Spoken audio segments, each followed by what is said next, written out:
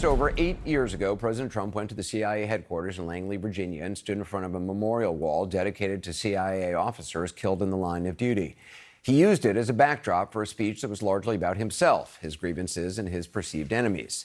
That speech was the day after his inauguration, and at the time, it shocked a lot of people. It was a breach of decorum and grace. Well, today he did the same kind of thing, and perhaps it was no big surprise. His backdrop this time was the Department of Justice, which he's already filled with his attorneys and supporters.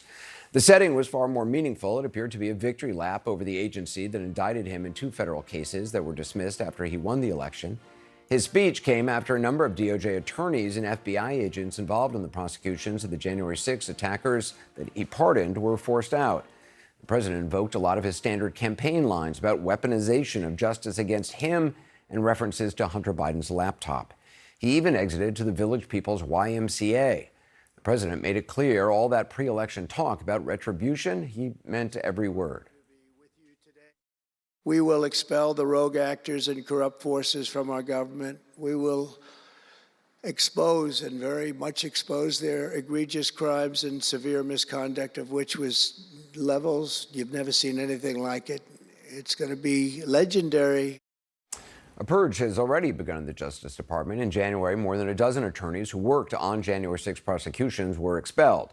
Last month, at least 8 senior prosecutors who worked on the cases were demoted. Earlier this month, James Dennehy, the top agent in the FBI's largest field office in New York, was forced out after he told colleagues in an email that officials there were, quote, being targeted because they did their jobs in accordance with the law and FBI policy.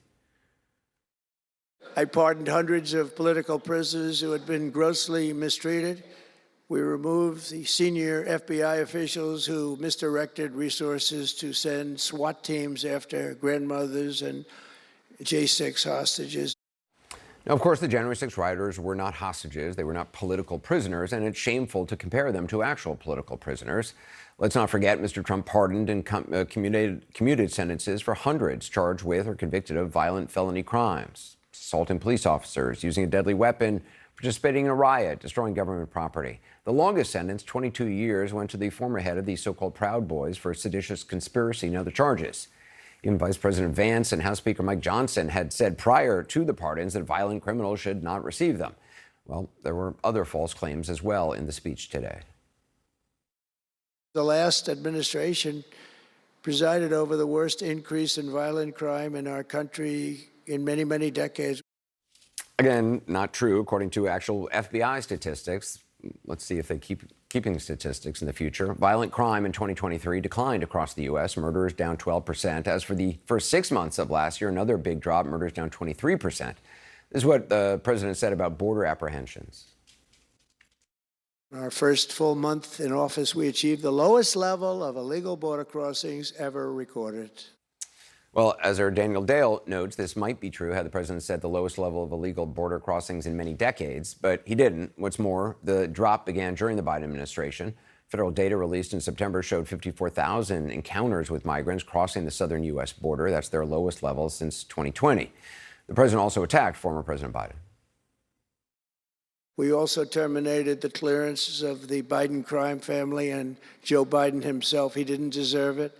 In fact, he was essentially found guilty, but they said he was incompetent, and therefore, let's not find him guilty, I guess. The former president was not found guilty, essentially or otherwise. There was no judicial ruling. He wasn't charged with a crime. This is what the special counsel wrote in part, quote, "The evidence does not establish Mr. Biden's guilt beyond a reasonable doubt." Also, Robert Hur wrote that, quote, "Several defenses are likely to create reasonable doubt as to such charges." Now, we should know that the president had praise for one member of the judicial system.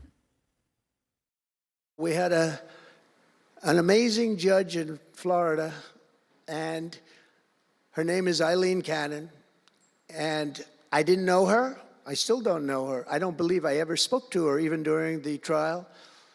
But I did appoint her, federal judge, and these fake lawyers, these horrible human beings, were hitting her so hard, public relations-wise. They were playing the ref.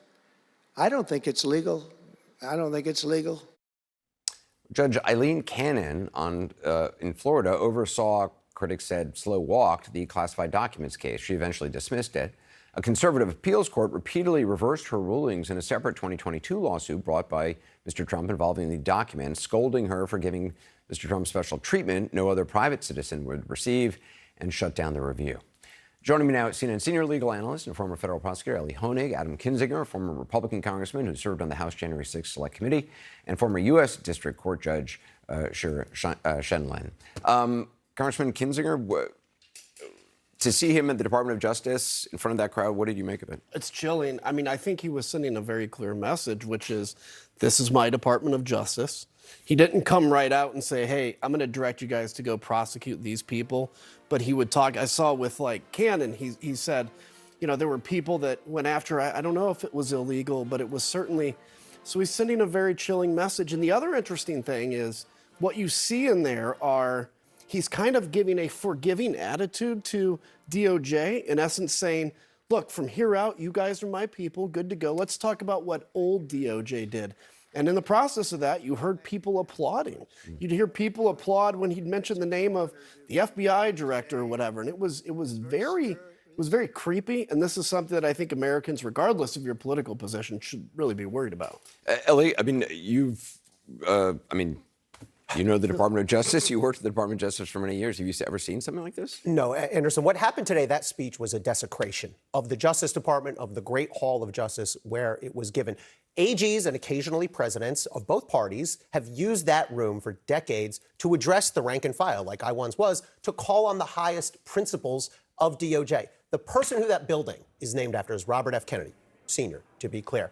And just to give a sense of the type of speech that ordinarily gets given by an AG to prosecutors, I pulled this. I just want to read real quick how RFK ended a speech he gave in 1962 when he was AG. He said to the group, "In closing, let me tell you how important I think your work is to the future of our country. History knows no inevitability except as men surrender to their own fears of the future. I salute you and I wish you well in your work." Now today, by contrast, we have Donald Trump calling prosecutors Marxist, scum, savages, and thugs. We have a 5-minute speech on Bobby Knight in Indiana basketball. We have talk about the price of eggs and bacon. We have stuff about Hunter Biden's laptop. We have a riff about Norm Eisen, why I have no idea.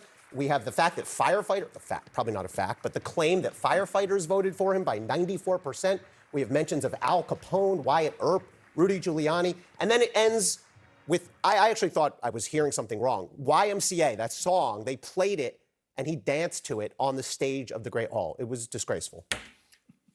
Judge, what did you make of it? I mean, yeah. How do you think actually sitting federal judges, who obviously they work for a separate branch, but watching that, what do you think they feel? You know, it's funny. It's all projection. He seemed to take the opposite position of what you would think on everything. So he said it was so terrible of the media to attack Justice Cannon, Judge Cannon. She's such a wonderful judge. She's brilliant. She was terrific. And the media was so unfair to her. And it's as if he didn't realize what's going on with attacking judges now, calling them traitors, calling them they should be impeached. And his henchmen, Musk, Mike Johnson, et cetera, they are going forward with thinking about impeaching federal judges for making decisions they think are right. So on the one hand, he was so critical of attacking Cannon, and on the other hand, didn't see that it's the flip side. And so that just really stunned me that he didn't see that parallel. And he did that in a couple of other contexts too. He talked about the weaponization of the Justice Department. I can't imagine anything more weaponized than the way he handled that speech as what he called himself, the chief law enforcement officer of the country, as if he's now going to direct the Justice Department, the FBI, what they should do, who they should prosecute. And he went after his enemies list. I mean, there used to be this sort them. of agonizing of presidents about, you know, meeting with the head of the Department of Justice, about keeping independence, Right. not you know, the president not influencing stuff.